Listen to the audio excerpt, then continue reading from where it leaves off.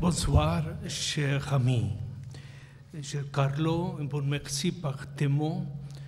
Et je suis pris par des émotions convergentes que je voudrais bien vous exposer avant d'initier ma réflexion, mes petits commentaires sur Don Quichotte. Tout d'abord, une particulière émotion à l'entrée à ce théâtre-cirque Singaro, où on se trouve devant un attrezzo si particulier, devant lequel on peut seulement que rêver ou imaginer une situation très particulière.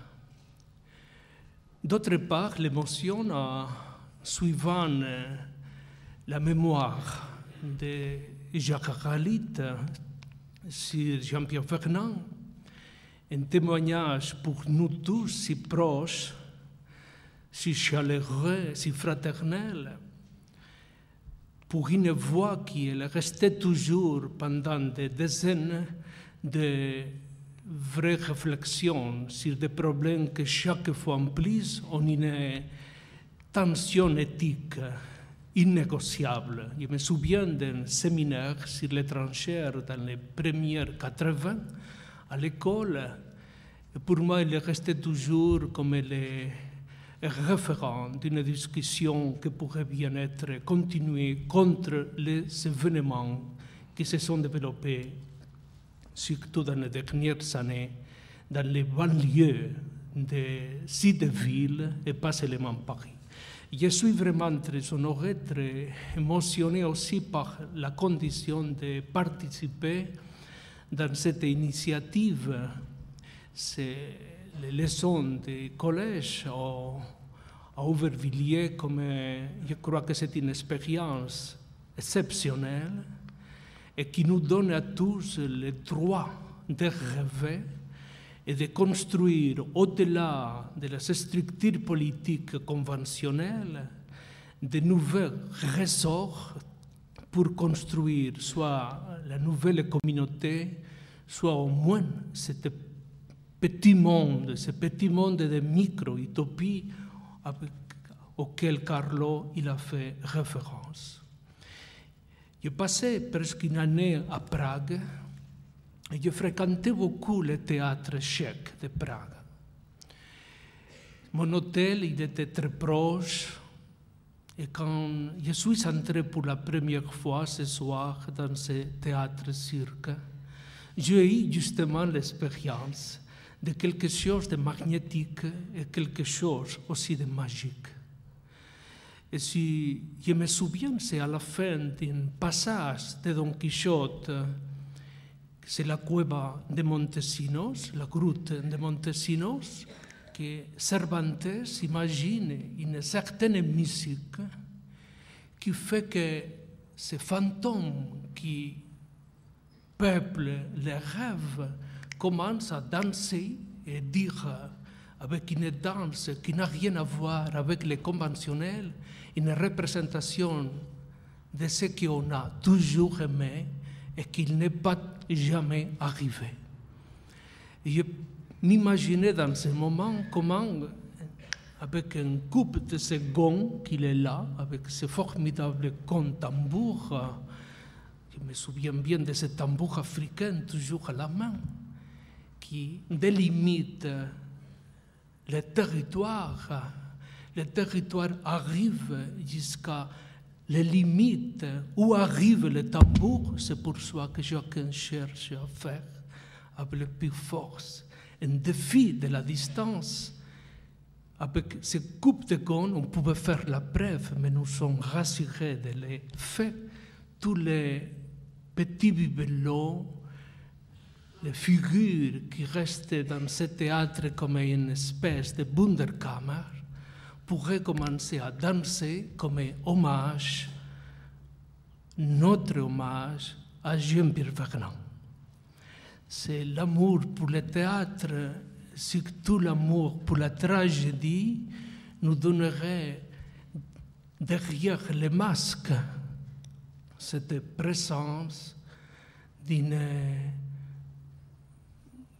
rêve, bien sûr, qui a toujours besoin d'une représentation. Je m'en excuse pour mon français, que c'est vraiment primitif, sans nuance, sans presque un peu, pour de ma part, même sans courtoisie.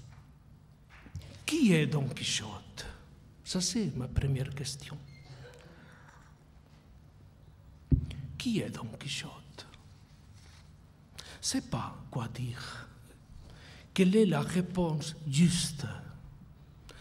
Pour simplifier la chose, et surtout pour commencer notre conversation, Cervantes est le premier moderne qui dit tout court, simplement, pas un fou, mais en avant, il dit simplement, il est un lecteur. Ça, c'est la différence. La folie, on ne peut pas la placer au principe, à l'inice de cette histoire que Cervantes raconte. C'est un lecteur de livres de chevalerie. Ce n'est pas justement un homme de lettres, ce n'est pas un philologue, c'est pas point. C'est un lecteur de livres de chevalerie qui achète, nous sommes là au commencement du XVIIe, qui achète tout ce qu'il est disponible toujours dans le domaine des livres de chevalerie, et il commence à s'identifier avec ce monde. Mais quel est le référent des livres de chevalerie? Quel monde bien représenté par le récit des mondes de chevalerie? On dira, ça c'est le monde de l'imaginaire de l'Espagne du commencement du XVIIe siècle. Cervantes précipite dans une société dominée par l'opinion, que c'est la société d'Austria, de Habsbourg, la société de Philippe III, après viendra Philippe IV avec Velázquez. Ce monde d'illusion, ce monde de difficulté pour représenter la distance géopolitique, de ne pouvoir pas construire une image juste de l'Empire. Sur le scénario de la Corte, c'est Cervantes qui parle de quelque chose d'imaginaire. Mais tout de suite, Cervantes, dans la page 2 du premier chapitre, précipite l'histoire et nous donne une situation très surprenante. Cette littérature de laquelle Don Quichotte est le lecteur par excellence, cette littérature produit la folie. Ça, c'est la question. Produit la folie. Il devient fou parce qu'il se nourrit d'une littérature, de livres de chevalerie, qui enfin a d'avoir, surtout et spécialement, avec ce imaginaire que chaque fois en plus, la culture moderne cherche de contrôler, cherche d'expliquer, cherche de dire attention, il faut votre décart, il faut se faire des représentations sûres du monde. Si nous restons sur l'imaginaire, nous n'arriverons jamais à avoir un rapport objectif avec le monde. D'un côté, on pourrait dire qu'il y a deux manières de raconter l'histoire moderne. C'est une voie, la première, la canonique, qu'il passe surtout par les noms forts, qu'on pourrait dire Kepler, Copernicus, Galiléo, mais aussi Descartes, Newton. Il faut construire sur ces marmes qu'on pourrait dire irrécurables, on peut dire aussi sans contrôle, des mots justes, des concepts justes.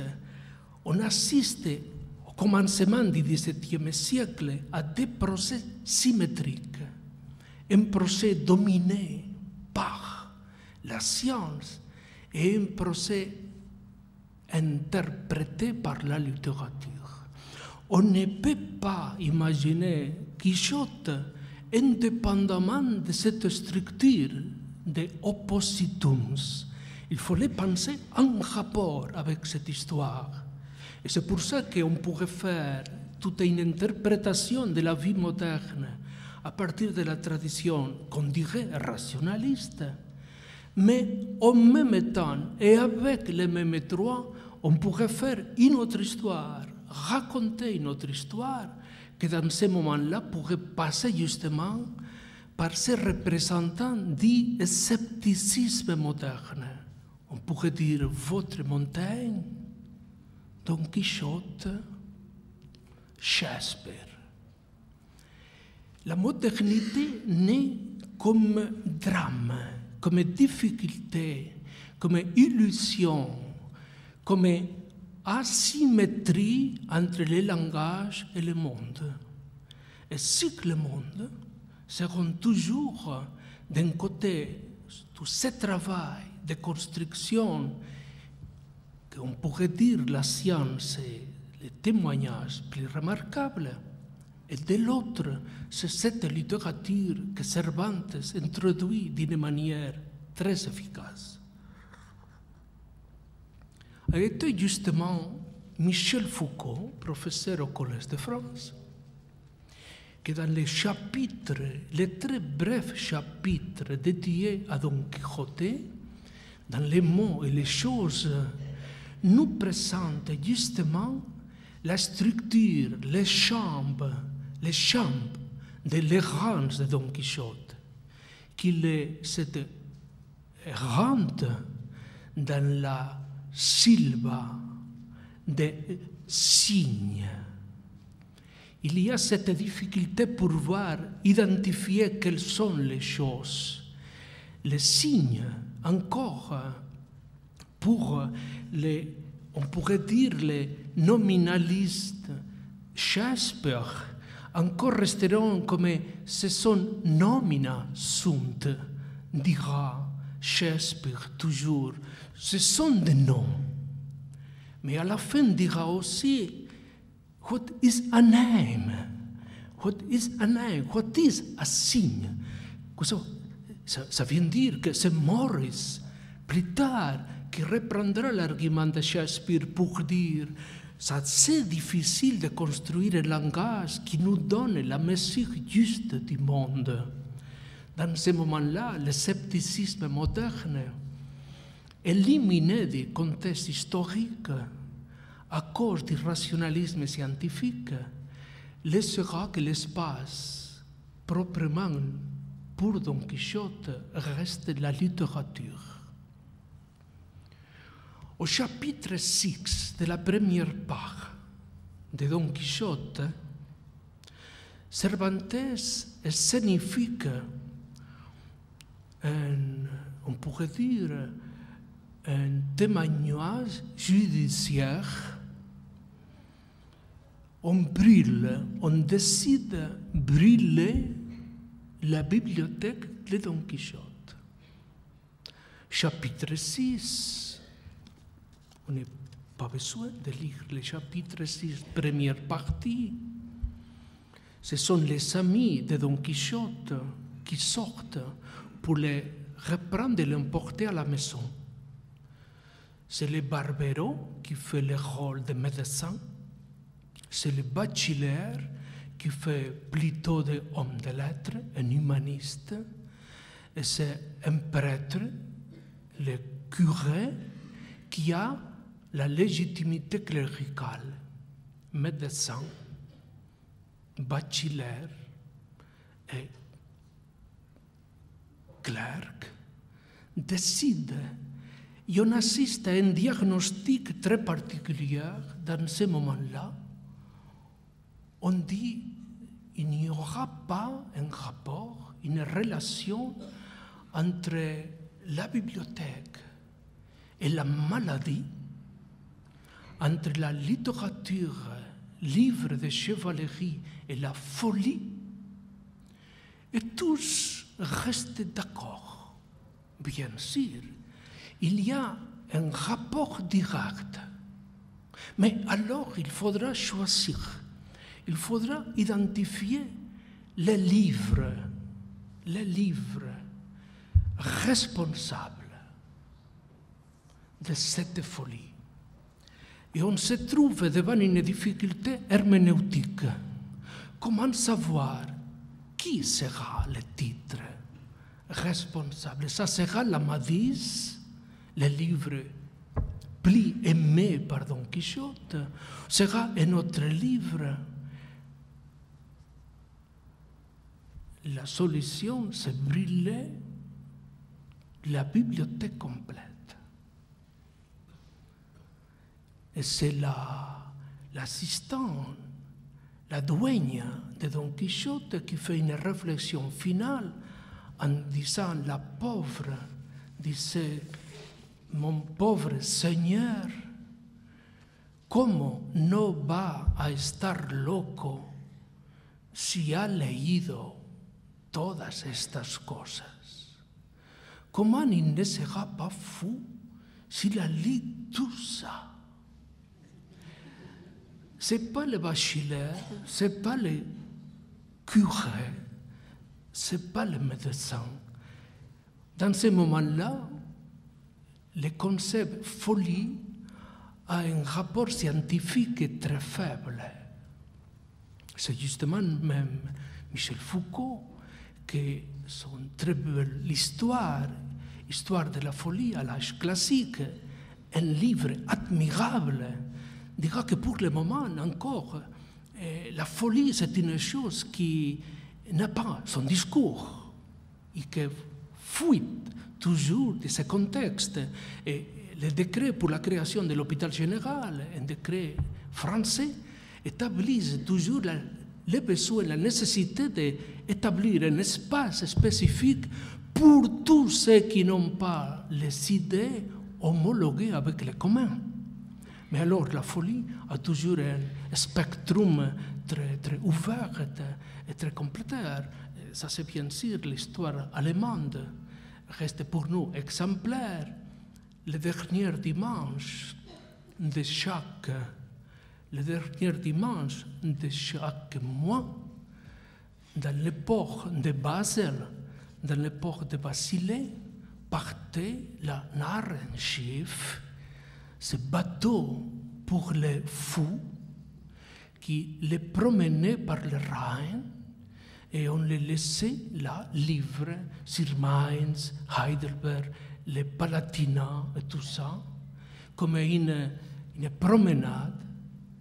Bien sûr, les fous rentraient chaque mois plus tard de nouveau à Basel, bien orientés, peut-être avec le désir de pouvoir faire de nouveau les mêmes voyages. Pour le moment, Don Quichotte sans bibliothèque, mais déjà fou, décide faire son voyage. Ça, c'est pas justement la Narrenschiff, mais c'est son cheval, rhinocéronte, Rocinante. Il fait toujours pour lui donner une allure magique, il transforme le Rocinante, rhinocéronte, Rocinante dans le cheval qui le portera en tenue de chevalier sur le monde. Et c'est là justement que Cervantes, je me permets de vous faire une petite brève reconstruction de la structure du livre qui nous donne surtout Et une démarche très simple. Le premier voyage de Don Quichotte a duré seulement 3-4 jours. À la fin, cette lutte, les combats, il tombe, il n'a pas la conscience, ce sont ses amis qui arrivent, il faut les guérir. Alors, la responsable, c'est la bibliothèque et la folie. Mais non, c'est pas comme ça. Ils partent. Et ces voyages qu'il initie la prochaine fois, ce sont des mois. Et c'est vraiment extraordinaire de la part de Cervantes pour construire une histoire à la mesure n'existe pas de précédent qui construit un dialogue avec ce qu'on pourrait dire les fous qui imaginent le monde, à la mesure et la correspondante de son imaginaire, et ce petit homme Sancho qui représentera, dira plus tard Unamuno, c'est mon ami Corrado Bologna qui a écrit sur l'argument, qui représentera surtout le sens commun, ce que plus tard on pourrait dire de common sense, c'est savoir réglé par les évidences. La question de l'évidence, ce n'est pas une question simple. Je viens de faire ce petit hommage à une étudiante, à moi, que c'est une Hongroise de l'Hongrie qui a fait à Berlin un doctorat formidable sur l'histoire de la curiosité au XVIIIe siècle. Et le XVIIIe, c'est plein de curiosos. La curiosité, il cherche toujours des observateurs. Il y a une transformation du monde optique. Après la mort de Newton, on fait toujours des projections, des idées vides. Mais pour le XVIIe, le monde, ce n'est pas évident. Astrologia per tutti i giorni, disait le baroque. Faisait un rapport avec les étoiles pour guider la démarche humaine. Il n'y a pas l'évidence. Et c'est dans cette sylva, dans ces bosques, dans cette forêt que dit Foucault, entre signe et monde, qui se précipite Don Quichotte. Don Quichotte ne traverse pas le monde de l'évidence, mais ne se réfugie pas dans le monde magique. Il traverse cette frontière,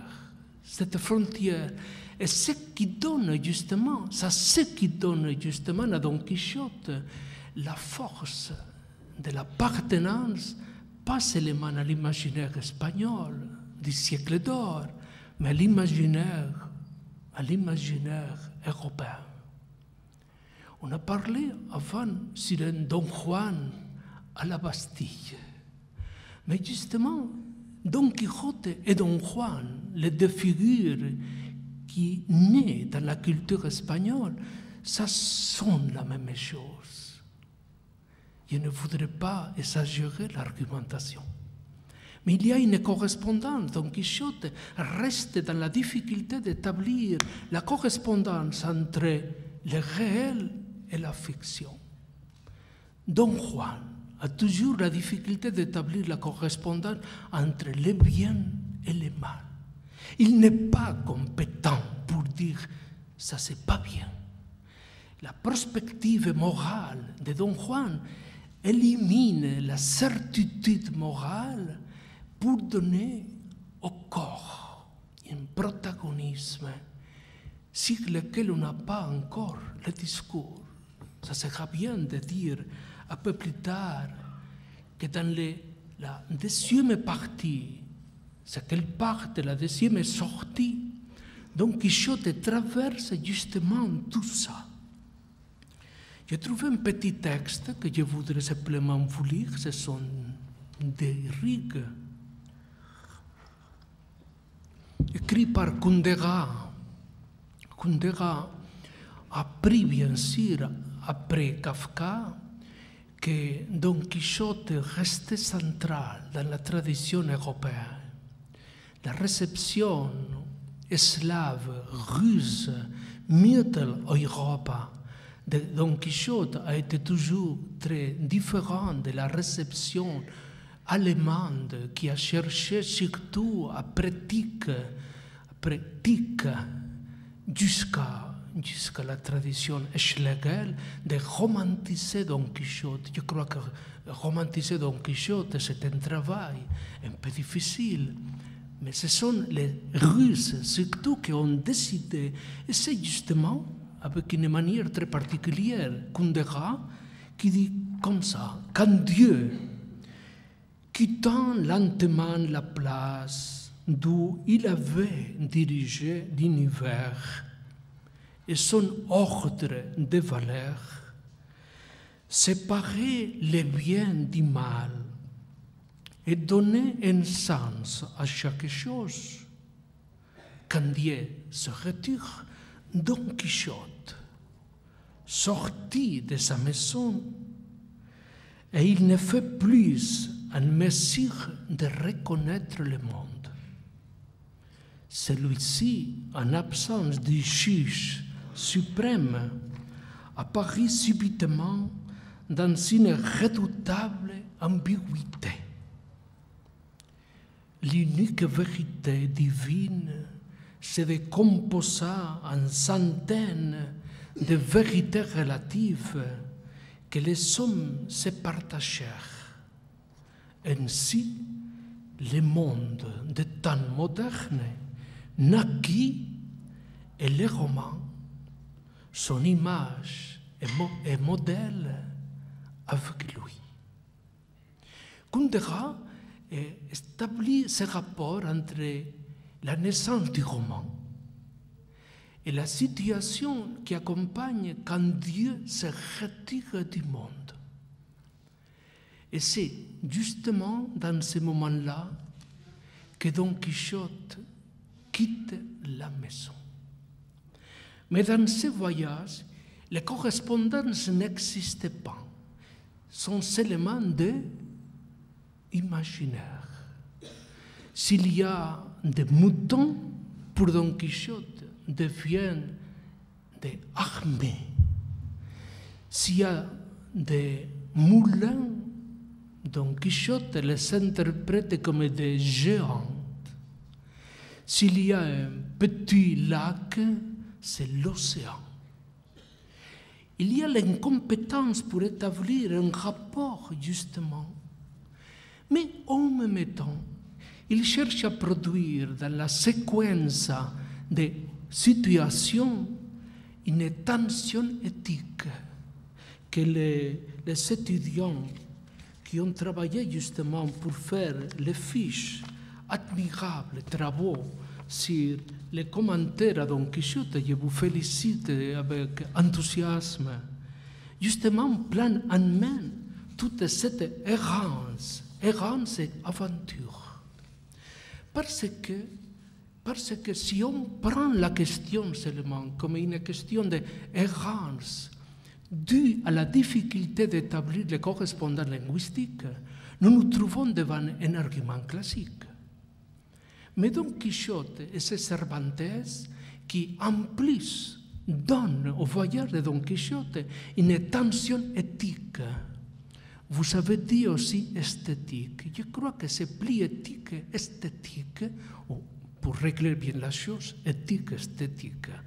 On pourrait dire qu'il nous promet toujours de trouver au-delà un espace, un temps qu'on rappellera tout de suite utopique, dans lequel tout ce que nous observons comme proche à la maladie, proche à la faiblesse, à la pauvreté, à l'injustice, tout ce qui a à voir avec ce côté d'ombre de l'expérience humaine, finalement, ça sera résolu dans la lumière du monde utopique.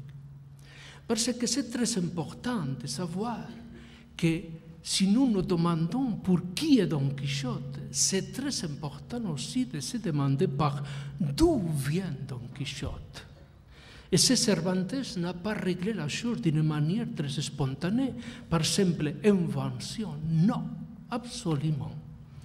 C'est Don Quichotte qu'il est resté fidèle, très proche et très fidèle à une tradition de la Renaissance, dominée surtout par deux grands textes qui, dans l'Espagne de 1600, ont une présence formidable.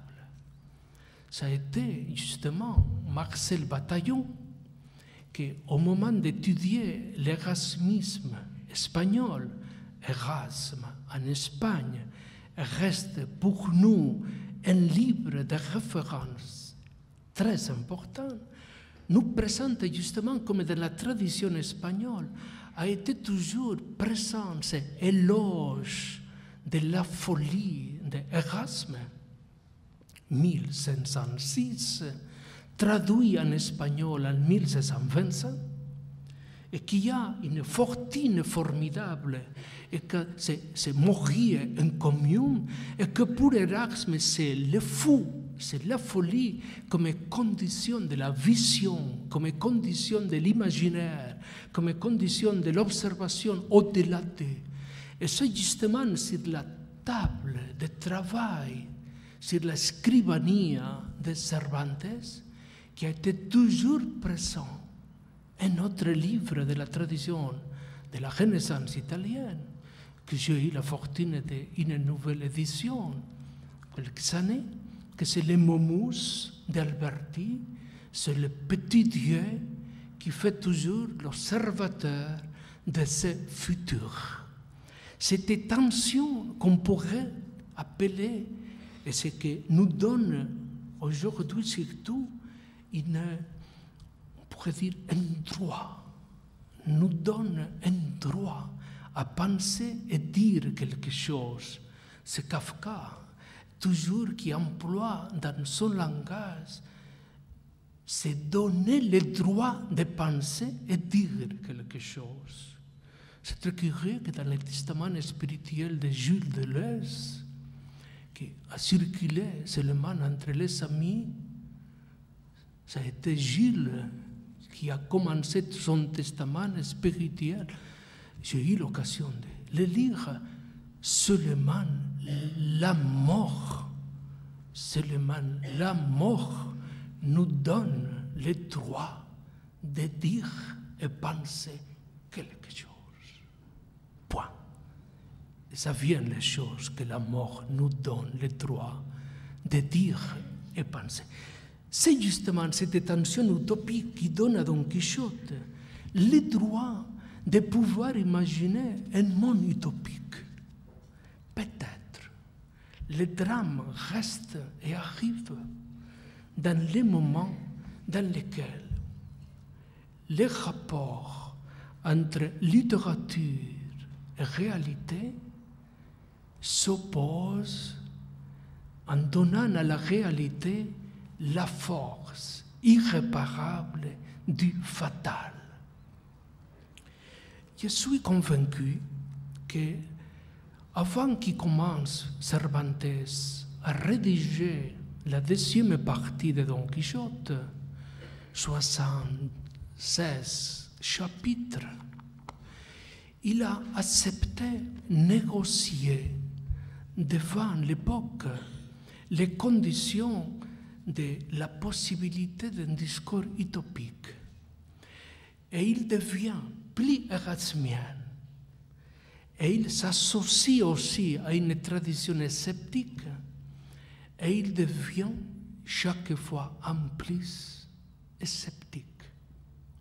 La troisième partie de Don Quichotte, il faut la lire, bien sûr, avec un critère différent que la première et bien sûr la deuxième partie.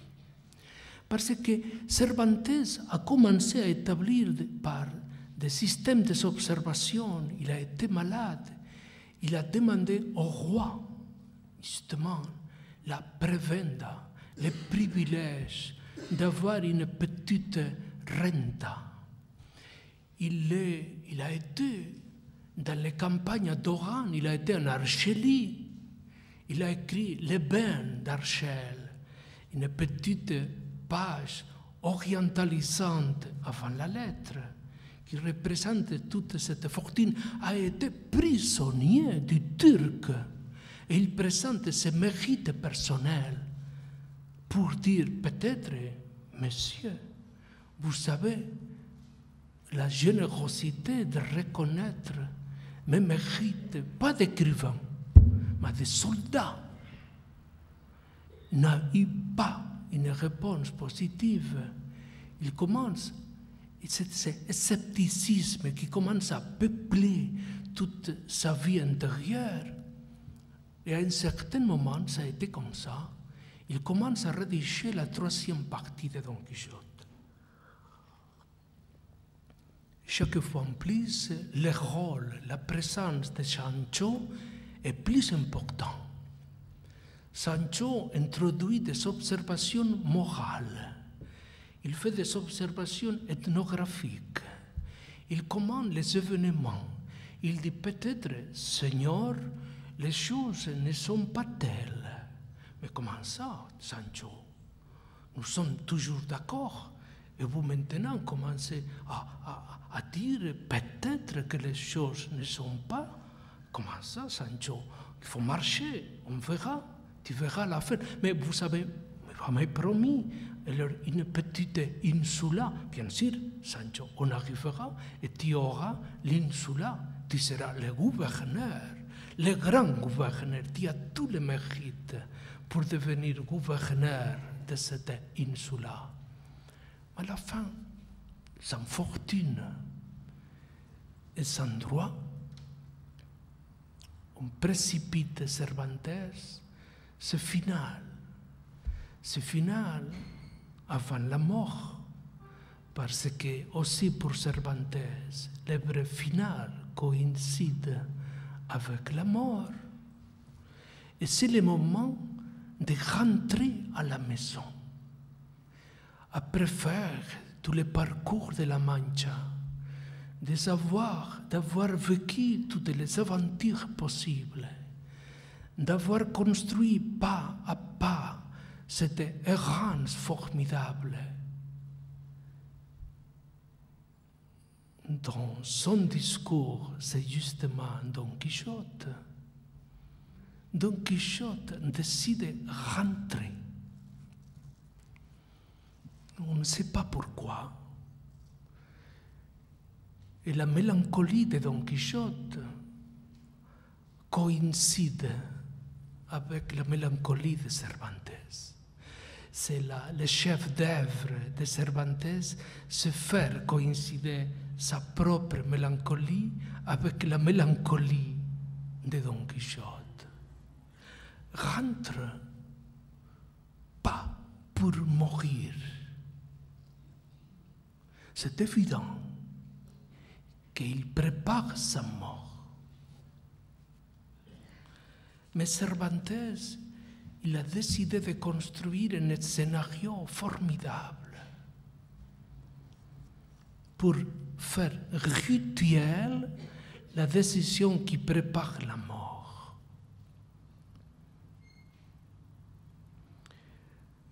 Il fait et il prépare avant la mort la conversion de Don Quichotte. Le chapitre 76 raconte cette conversion. Et il dit comme ça, devant des témoins officiels, après la confession, arrivent les témoins, après viendra le moment du testament, il dit que son vrai nom n'est déjà pas Don Quijote de la Mancha, que c'est un nom imaginaire, mais que son vrai nom, c'est Alonso Quijano el Bueno, le bon Alonso Quijano. il oubliait toute son histoire. Mais la correspondance entre Don Quixote de la Mancha et l'imaginaire qu'il a défendu toujours, c'était évidente. Mais Alonso Quijano, que c'est le nom d'une converse, on peut parler de conversion seulement dans la mesure où on réfute tout ce monde imaginaire et on s'adapte au monde réel, que c'est le monde de la réalité, c'est le monde de convenience, c'est le monde des codes établis. Peut-être, selon Sancho, c'est le monde des sens communs. Le final de Don Quichotte reste dans le contexte espagnol. C'est plus facile d'interpréter parce que dans la vieille tradition espagnole, construite sur des communautés juives, des communautés arabes, morisques surtout, et communautés chrétiennes, pour être homologué à la communauté civile, il faudrait toujours passer par la conversion.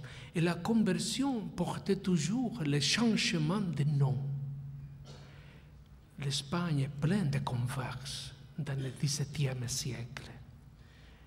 Don Quichotte, c'est les converses par excellence. À la fin, reste seulement quelque peu de temps pour la mort de Cervantes. Et Cervantes, il a compris très bien que le grand erreur de sa vie a été justement décider la conversion de Don Quichotte. Ça serait bien de trouver un autre final. Peut-être la mort, sans testament, sans conversion, sans changement de nom. Ça serait bien de les placer, c'est pas où, mais la décision a été de rentrer à la maison comme Illusse, l'Illusse de Jean-Pierre Vernant, pour reconnaître la maison. Don Quichotte pour faire le testament, et surtout pour dire qu'à partir de ce moment-là, son vrai nom, ça sera Alonso Quijano el Bueno. Avant sa mort, Cervantes prend en main son droit à repenser cette décision. Et justement, c'est comme ça.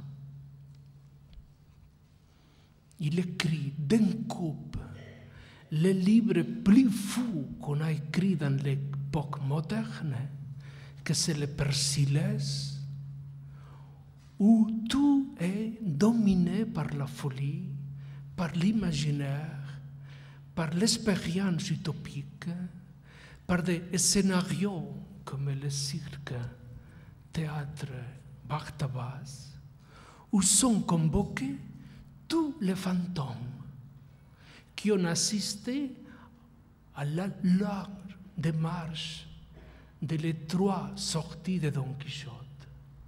Mais tous ces fantômes, dans ce moment-là, commencent à interpréter une histoire qui a été impossible.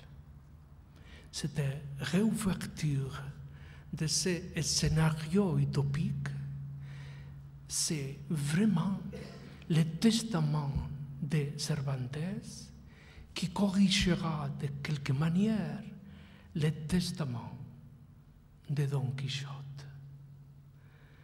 À la fin, bien sûr, je voudrais conclure. Il y a dans la disposition thématique et la structure narrative de Don Quichotte un défi exceptionnel avec tous les problèmes, pas seulement du XVIIe siècle. Mais tous les problèmes de l'Europe moderne, cette tradition que, comme je vous racontais, pourrait situer dans les essais de Montaigne, des approches, pour dire comme ça, en difficulté pour dire quelle sera la vraie musique de notre expérience. Cette difficulté qui se retrouvera plus tard dans Shakespeare, dans l'Othello de Shakespeare. C'est Turgenev qui avait écrit son Don Quichotte et Hamlet. C'est la lecture russe de notre argument et qui à la fin précipitera surtout dans cette littérature, ce roman qui Kundera nous donnera toujours comme expérience narrative d'un monde possible. Je me permets avec courtoisie de faire une petite coda à cette lecture si précipitée à cause du temps. Mais je crois que c'est très, très beau et très fraternel. Se trouver ici, à Aubervilliers, dans ce parcours des arguments qui vont de les mille et une nuits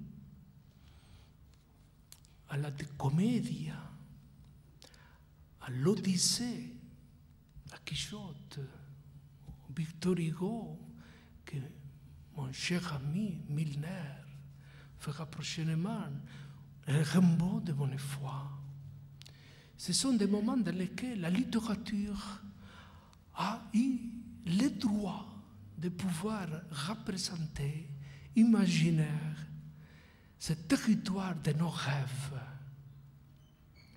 La situation plus triste, ça serait si de nouveau nous assistons à un moment dans lequel on pourrait dire nos rêves, on était déjà rêveux.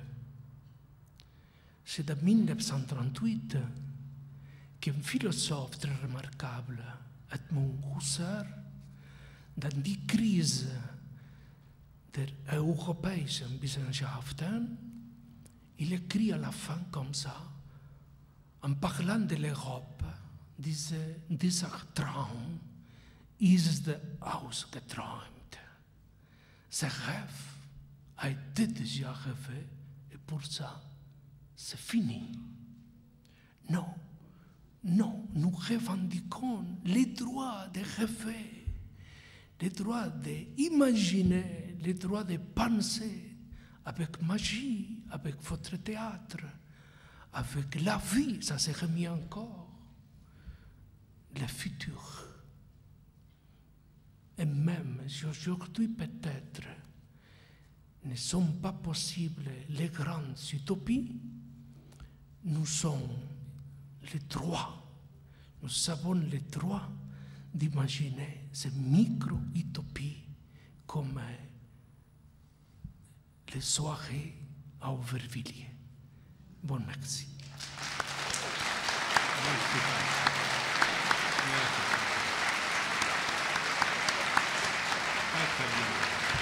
Perfetto, perfetto. E poi hai preso una dimensione antica del converso che mi ha molto inquietato.